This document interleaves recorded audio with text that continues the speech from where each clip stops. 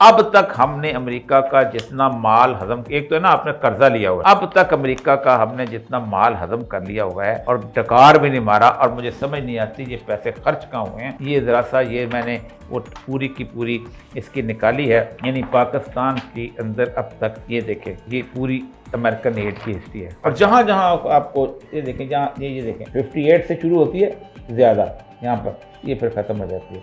फिर उसके बाद 1980 में शुरू थे, फिर उसके बाद अफगान, फिर ये मुशर्रफ के ज़माने में बढ़ गया। $73 बिलियन 51 टू ये 2011 तक $67 बिलियन ये है। और सारे मिला के दूसरी ह्यूमैनिटेरियन मिला के $73 बिलियन जो है वो हमने खर्च कर दिए हुए हैं।